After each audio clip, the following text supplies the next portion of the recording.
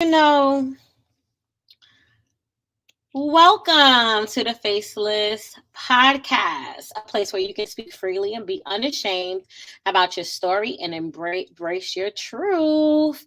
So, welcome. This is episode 4. Welcome. I was talking for a good 25 minutes before I realized I was not live. So, I am just going to let the Lord do what he do because obviously I needed to encourage myself before I got on here. So today is episode 4 and it is going to just be about the idea of this strong Black woman, the woman that does everything. She takes care of everyone. She's big mama. She's cooking for everybody. She's doing all of these things. She's doing all the things. Okay. She is cooking. She is cleaning. She is sewing. She is taking care of her kids. She don't need no man. She don't need no child support. She got it. She take pride in taking care of herself and her kids. And listen, hats off to all the moms out there that are doing the damn thing. Hats off to the grandmothers, the mothers, the past generations that have literally pushed us into purpose, literally sowed tears, love, care into our lives and into our blood, really, right? We're all here because someone made a decision to push us, right? Someone made a decision to do something and it influenced you generations later, right? So I just feel like the idea of a strong Black woman and where it came from. And I was watching Megan Good's show on Amazon Prime. It's called Harlem. To anybody that watched, there's some sexual content in there, some cursing. It's a lot of different things going on. I would not suggest your children watch it. If you don't want to, see those things, don't watch it. But honestly, the show was amazing. It was a great show. Her acting was amazing, spectacular. The cast was great. The storyline kept me intrigued, which is really rare because usually I get bored with shows. I get bored with different things. But I definitely felt like it was a really good show. One of the things that was highlighted to me, two things I honestly was really the settling for less part and also the strong Black woman and the idea of that. In reality, a lot of us are tired. We're exhausted. We're wearing 50 different hats. We're business owners, entrepreneurs, doctorates, master degree, beautiful skin, beautiful women. We are everything. We're innovative, we're creative, but I don't feel like we're taking the time to take care of our mental health. I don't think that we're taking the time to take care of our physical health, our emotional health. I don't think that we're processing our trauma and really getting to the root of things. I don't think that we're going to therapy, and I'm not speaking for everybody, right? Obviously, some people may be taking these type of steps, but a lot of us are not. I did not go to therapy on my own until I was 30, maybe 30, 31, when I knew I went through enough trauma in my life that I needed to go to therapy, like should have been in therapy, from childhood up. So I just think we don't take the time to process our emotions. Either we smile through it or we work through it, eat through it, sex through it, drink through it, take drugs to cope with it. It's so many different coping mechanisms we take that really doesn't help us in the full picture of it, and I realize it is a stigma. It's a generational curse for us to live up to these impossible standards that we set for ourselves. It is exhausting that everyone wants us to be strong. We want to be strong, us to be strong for our kids, be strong for our husbands, be strong for our families, be strong, be strong, be strong. When do we get a chance to be weak? When do we get a chance to cry, to let it out, be frustrated, be angry, and process our emotions? We're not having to put on this face of false happiness. When do we get a chance to breathe? And I think that that's what safe spaces are supposed to be, a safe space for you to let your hair down and say, yo, I'm tired. Like, I'm not at my best right now. And that someone else can say, hey, you know what? I got you, sis. Like that community aspect of this, my life, my experience, that was one thing I was missing. True community. And when I say community, I'm not talking about we all agree, we all are on the same page all the time. I'm talking about people around you that love you, that care, that pray for you, that cover you, that check in. Hey girl, how you feeling? How are you doing today? Hey, I got you. And I'm not saying the community is only going to be people of color. It could be non-people of color, but it definitely is something that's so needed to help push us to purpose. Like one thing my friend always brings up, which it makes me laugh. She always talks about Moses and Aaron, how Moses, when his arms was down, they was defeated, but when his arms was up, they were victorious. And she always brings up that story to me, which it just is so funny to me. And what I recognize is that you need community. You need to go to therapy. You need to heal from those childhood wounds. You need to talk about that trauma. You need to journal. You need to take a walk in the park. You need to go and do a spa day for yourself. If this is the sign you were waiting for, it's a sign. Okay, go and take care of yourself. Take a moment. I'm not saying bubble baths and pedicures is going to heal internal trauma and struggle, but even feeling like you can be weak for a minute, even feeling like you can be honest about your experience, honest about what you're struggling with, honest about what you're facing, and you have people that you can confide in, counselor included. You get what I'm saying? Like for me, I feel like I went through such a mental health struggle in the past that I never want to get to that place again. I never want to get to a place where I'm going, and then becoming angry and bitter and having resentment. And then your mind is being attacked. You don't have peace. You can't sleep. Trying to earn God's love, and all of these different things are happening at one time. And I really got to a place where I was like, you know what? I'm tired. And it was so crazy because I had to be forced. Like God, even after, I left, I left where I was in a mental health institution. As I already know, I always say it for a couple of days and resetting my mind. Even after that, it was like a good, I would say 4 months of straight up rest. No, it was more. Maybe like 6-7 months of straight up rest, like sleeping and resting. And it's so crazy. I have to give my mother her dues because she literally was like, maybe you just need rest. I have been going for years working. I had multiple businesses. I was doing all types of stuff, mentorship. I was having women empowerment conversations. I had a skincare business. I was doing finances. I was doing all the things that you could do, possibly. I was in school trying to get a degree. Like it was so much going on and I was running ragged. I didn't have the team. I didn't have the community support me. It was a mess. And I really recognized in that I started to feel like my purpose was to help people and do nothing for myself, like not live for myself, like always feeling obligated out of fear, out of, guilt. You start feeling obligated to people and like, oh no, I got to do this for so-and-so and I have to go here and and you don't have to do nothing, sis. Like you can take a nap. They will be okay. Have faith that God got them and take care of yourself because guess what? Can't nobody get nothing if you not taken care of. If you ain't taken care of, who gonna feed Ray Ray? Who gonna help you out? You get what I'm saying? I'm not saying God won't help, but really taking inventory and processing your feelings is something I learned because honestly, we do not process our feelings. We try to sweep them under the rug, act like they don't exist. If we're hurt, if we feel, fear, if we feel shame, we try to cover it with scripture, right? Oh, I could do all things through Christ who strengthens me. Yes, you can, sis, but you're tired. But you're tired though. Acknowledge you tired. Acknowledge you need a moment. Who you being strong for?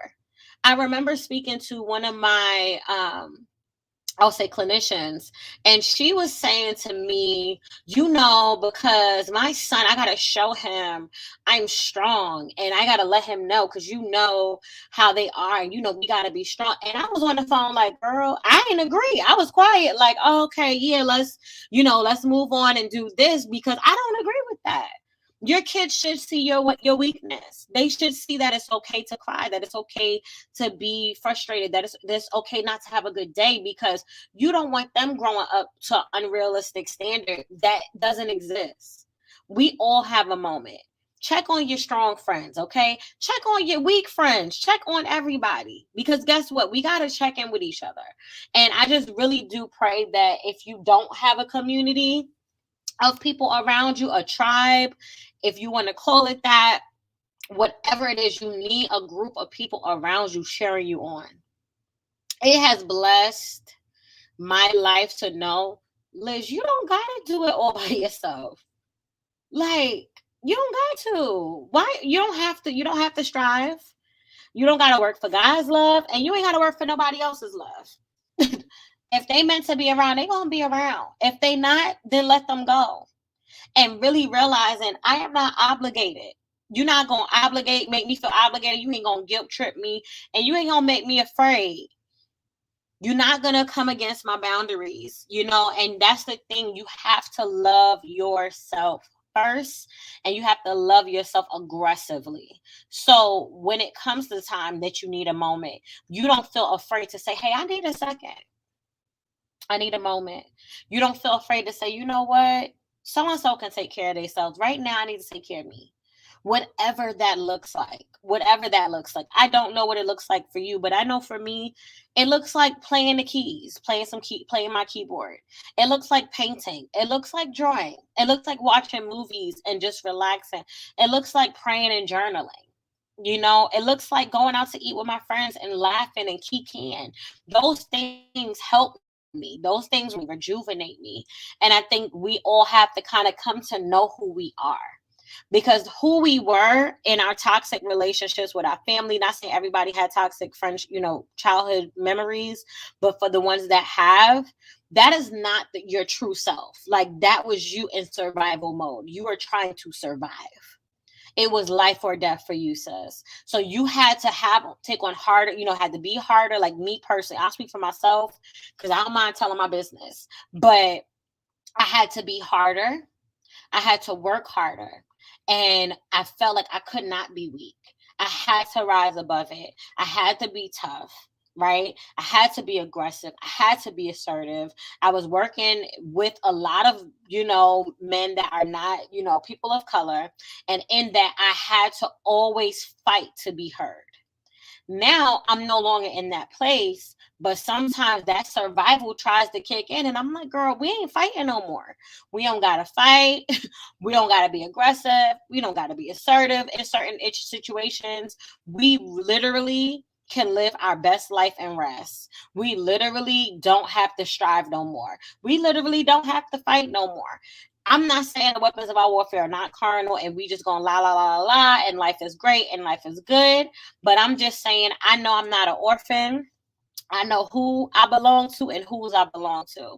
So for me, at the end of the day, it's a situation. There's a rest and a peace in that. There's a rest and a peace minding your business. Like legit, minding your own business.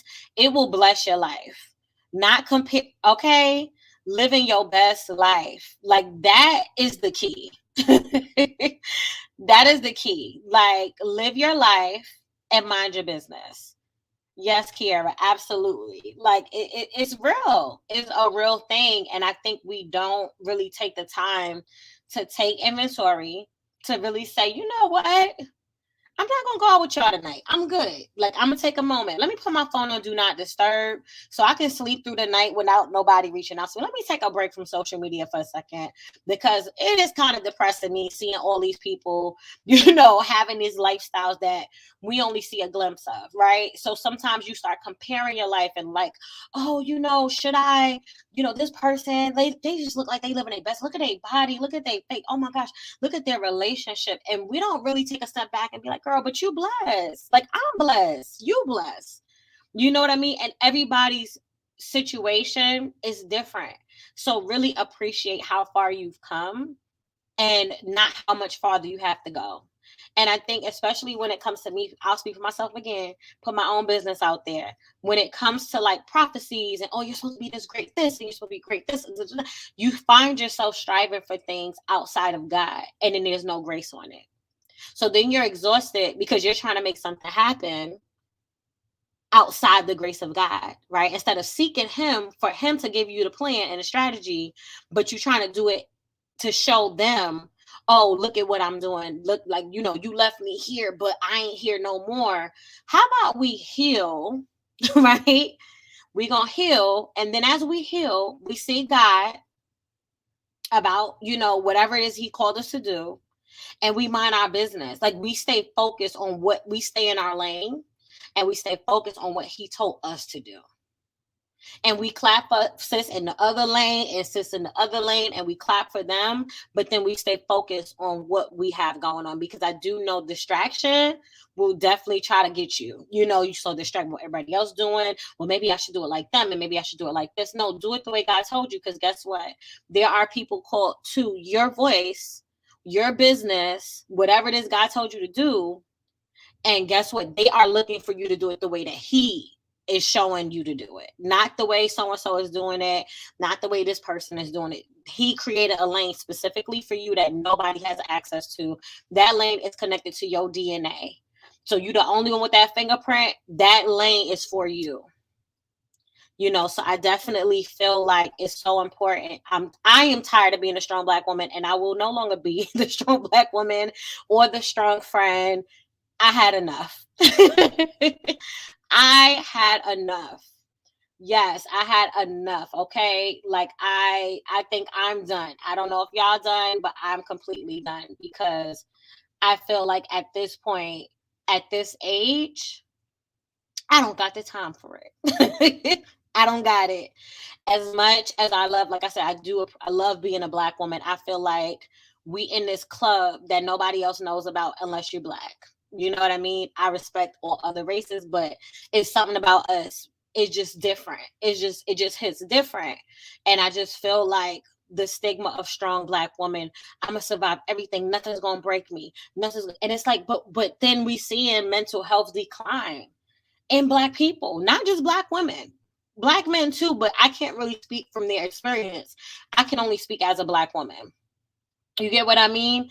We find in depression, anxiety. Like, I have never seen so many women just I've encountered where I'm like, yeah, you know, I had a mental health breakdown. I was in a mental health institution, such. And girls are like, yes, me too. Or, girl, I want to check myself in so bad, but my kids and I'm like, oh my goodness, like, I thought I was the only one. I was like, nobody else is suffering like me. I must just be weak. And one thing I had a family member say to me was like, you stronger than this. You stronger than this. And I'm like, I'm tired. I'm exhausted. Okay. I need the rest. I've been going, and I didn't really recognize it. I did not recognize it until I think this year, I would say, honestly, where I had a full circle moment, and I was like, sis, you was this place a year ago. Look at where you are now. Be blessed, be grateful. Don't let the enemy rob you of the joy of what you overcame. You get what I'm saying? And Kiara, Samantha, yes, exactly. Like, yes to both.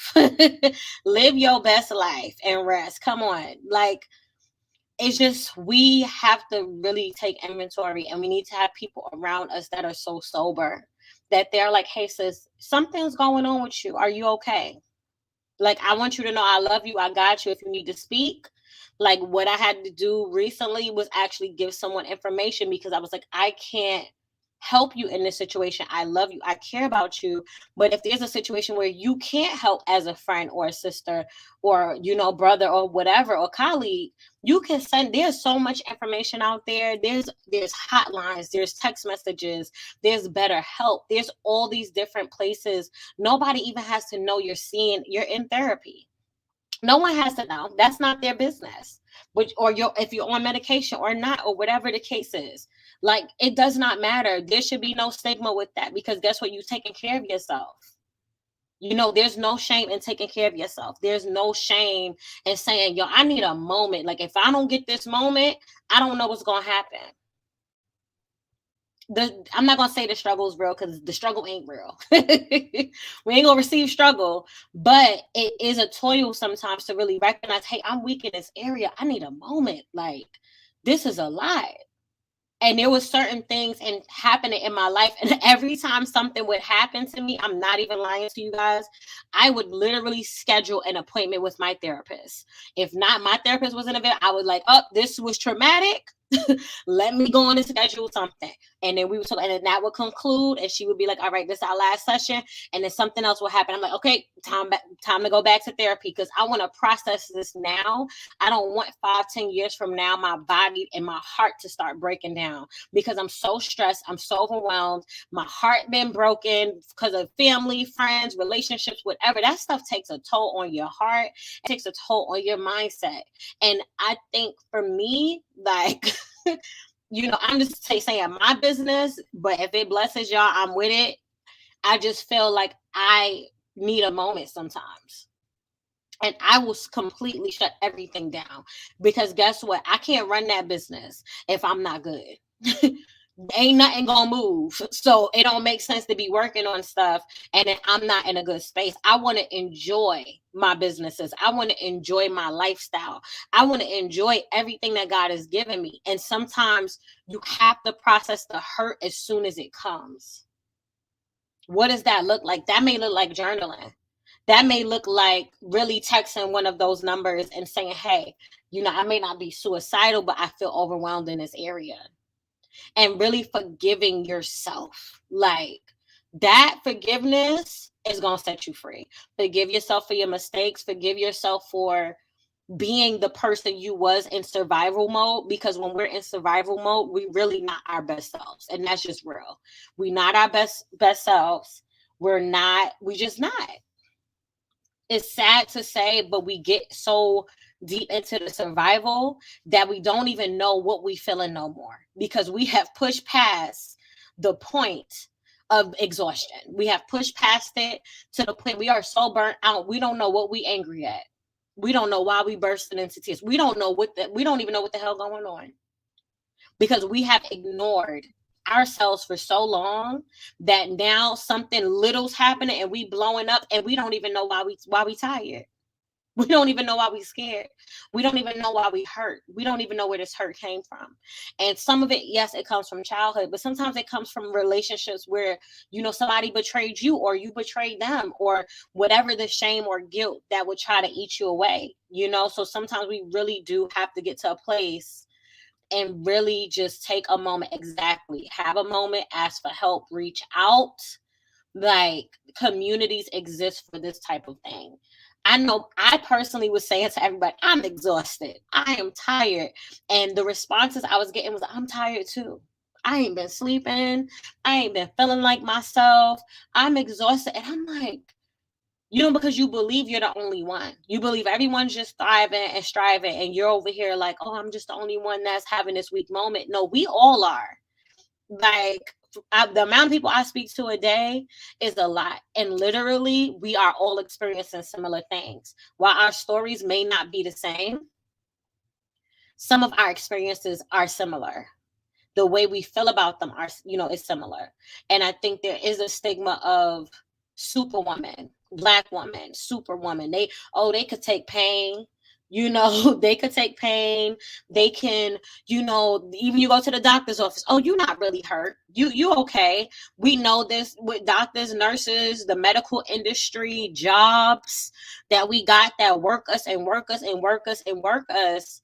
And we really don't take inventory of where we are mentally, emotionally, physically, spiritually. And I think when we don't do that, we do a disservice to ourselves. We really do. We're not taking care of, as my therapist would say, we're not taking care of the little girl in us. And it took me so long to get to the place where I feel like the little me, the mini me in me could really thrive. And like Holy Spirit said to me one time, and I was like, oh, this is so good. He was like, your creativity thrives in peace. Like, what? Your creativity thrives in peace. I'm like, what do you mean by that? You thrive when you feel like you're at peace. Does that mean everything's good? No, not all the time. Does that mean work or relationships are perfect? No. But it means that you have peace. You can have peace in the midst of chaos. You could literally have peace and all hell is breaking loose around you. You know what I mean? But he was like, you thrive in peace. Your creativity thrives. Your strive, like you hear God clearer when you in peace. Like the storm is happening, but you in peace. And just because you in peace doesn't mean you can't get therapy. Doesn't mean you can't cry. Doesn't mean you can't express your frustration. You are allowed to feel. God gave us these emotions for a reason. And we are allowed to feel. We are allowed to ask for help, like Samantha said. We are allowed to live our best life and rest. Come on, Kiara. We are allowed to do this. Who told us we couldn't? Who told us that we could not? We just shouldn't feel? Like, is that the culture? And the culture telling us that, because we don't have to subscribe to that. We feel deeply, and that's okay. Like, we have some scars from what we've been through, and that's okay. We've been through some stuff that ain't cute. We did some things we not proud of, but that's okay too. Because guess what? The blood of Jesus washes that. You know what I mean? So it's just one of those situations where, and I have to speak about the Lord because obviously I'm a Christian. So, my belief, just PSA, gotta put the Lord in it. It's hard for me not to. I can't help it. But really taking inventory. Where are you at today? How you feeling? Are you okay? Do you need to get off work early and maybe just watch some TV? Do you need to journal some stuff about your childhood? Do you need to process some things about your childhood, about yourself? Like, I'll share something with you guys. I'm not gonna lie. Like, it sounds so well, not strange, because there's no age limit on dreams and creativity. But it wasn't until in my 30s that I knew I could paint, or that I could draw, or that I could learn the keyboard so quickly, or that I knew, wanted to learn Spanish, or wanted to go back to school, or these things. I did not know these talents were inside of me, because I didn't have a safe space to pursue these things before. You know what I mean? So it took time and counseling for me to be like, hey, you safe now. You don't gotta fight no more. You don't gotta be tough no more. Like, you don't gotta do that. You don't gotta prove them wrong no more. You don't gotta subscribe to what they talking about no more. You could completely ignore them, because you know the truth. Or even having that guilt and shame about your past. I don't know why that keeps coming up, but your past is gonna help somebody. Like, if I didn't go through the mental health situation I went through, I could not talk to y'all about mental health. I could not talk to you about the experience of being in a mental institution, or whatever you call it. I think that's what it's called. Anyway, for a couple of days, and how I got to that place and saying, hey, you don't want to do that. And I was the quote unquote strongest person. A lot of people know. They was like, you are the strongest person I knew. I can't believe that happened to you. Girl, I was tired. I was tired. Okay. Like, I needed a whole moment because I was exhausted. And I just pray every woman watching, whether you stay on for the whole thing for a second. I do appreciate the support, but take inventory of where you at and where the people around you are at, because there are people suffering in silence and you would never know, because they're always encouraging people. Exactly. Glory in us. Come on with this word. Come on, Pastor. But yeah, it's really true. It's a real thing.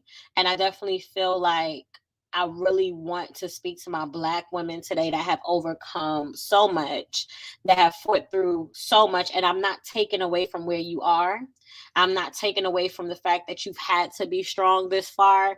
I'm not taking away from whatever you've endured, where you either had to be strong or you would have died. I'm not taking away from that. But what I am saying is, if you are in a safe place right now, in a safe space, you have a good community around you to support you, girl, let it out. Let it out. Like, let that cry out, that scream out. Earlier today, I'm going to share this because apparently I just be telling my business on here. And I don't even know most of the time that I'm going to say this until I get on here. So that's how Holy Spirit do me. But I was crying earlier today. And I couldn't process why.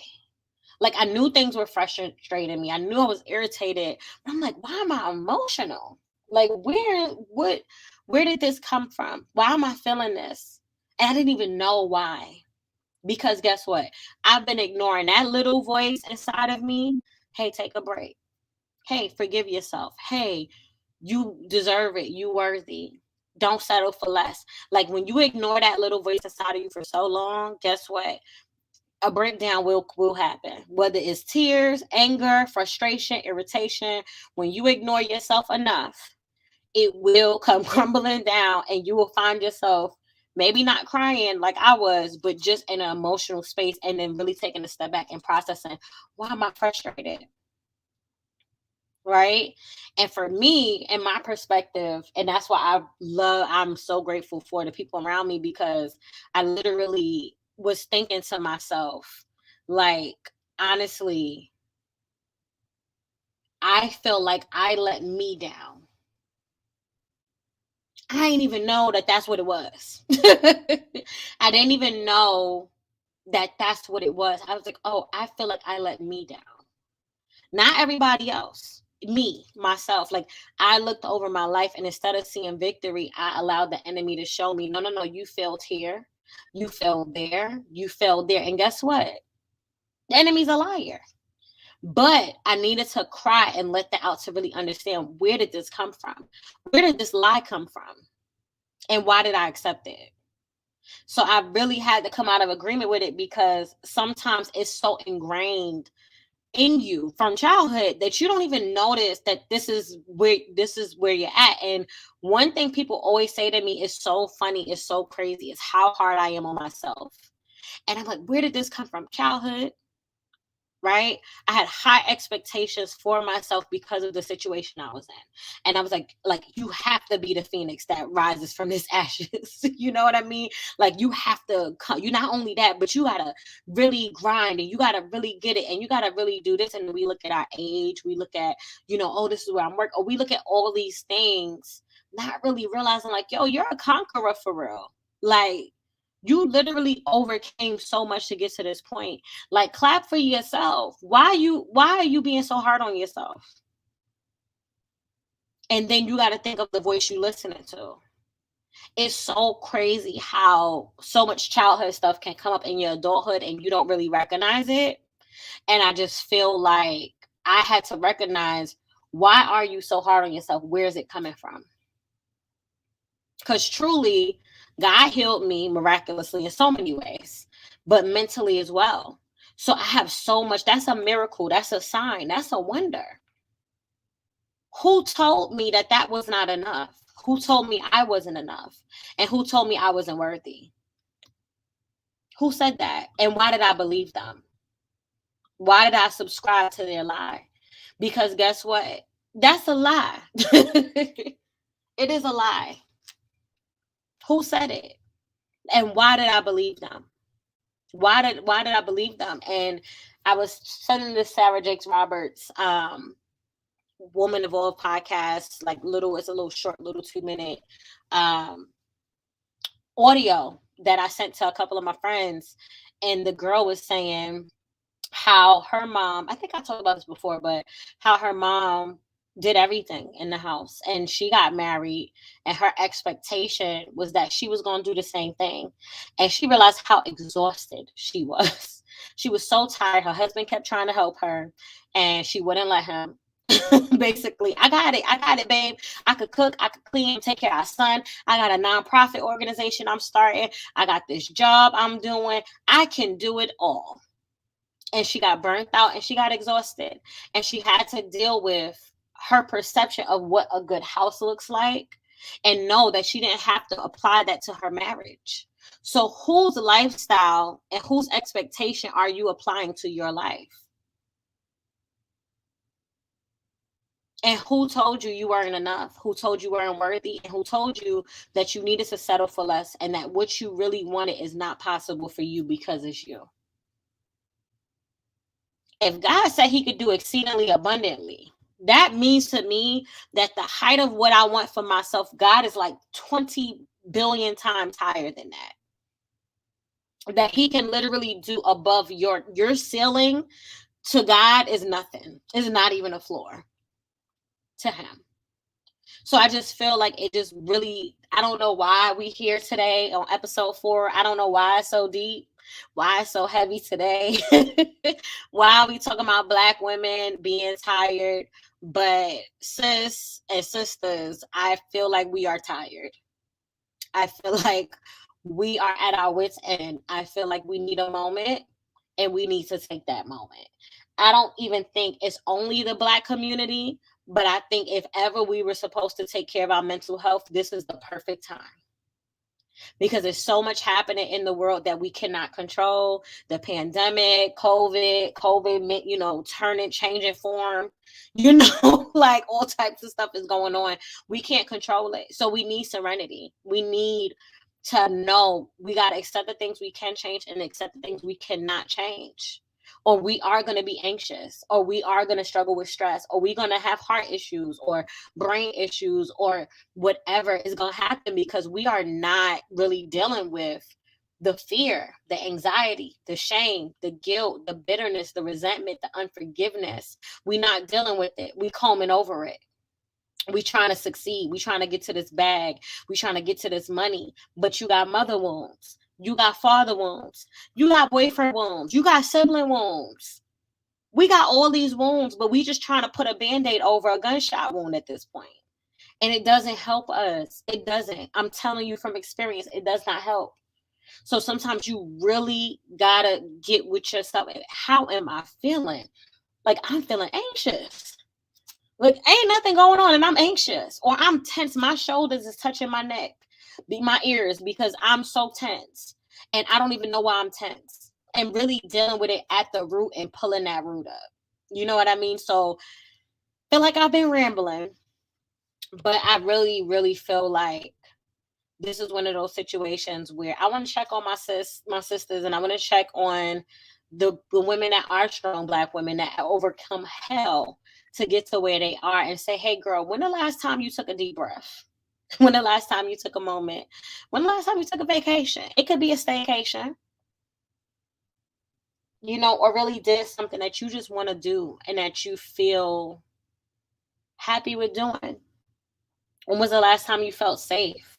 When was the last time you felt loved? When was the last time you felt covered and protected? Those are questions I want y'all to take with y'all. I know this was a lot, very heavy today, but I really am speaking to myself and speaking to you guys at the same time, because I get it. Like, I feel it. It is a real thing. What we going through is really real.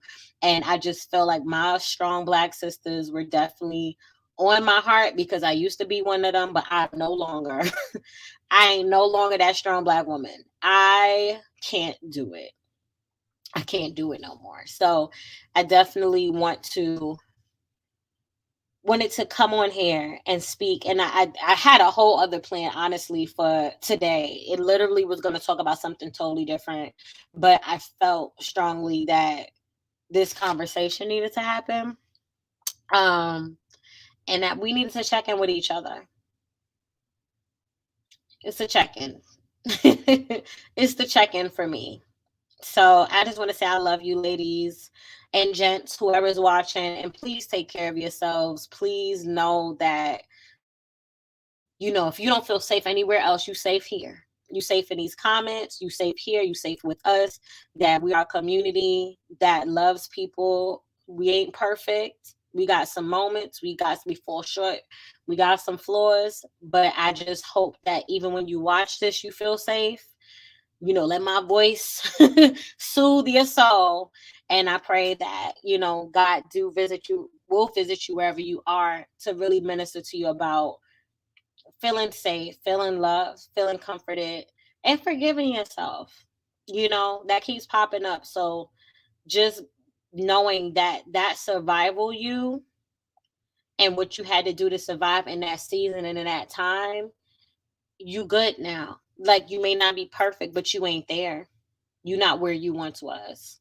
So I love you all, and I look forward. Yes, sis. I ain't even plan on sharing all this, Samantha. Honestly, came on here to talk about settling for less, and then it turned into this conversation, but it just was so needed. It is so needed, and I just appreciate all the support on the channel.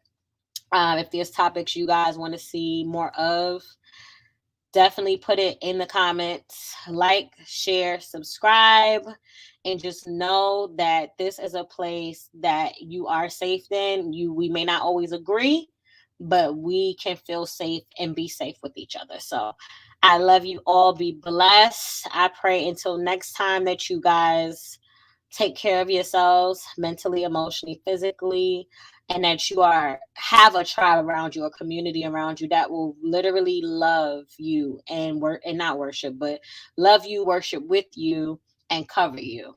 That is so important to our healing. And I just can't wait to see you guys next time. I'm actually going to do another video sometime this week, and I will let you know when I'm going to go live again. So, like I said, have a good night, everyone, and I will see you next time. Bye. Faceless Podcast. Liz B signing off.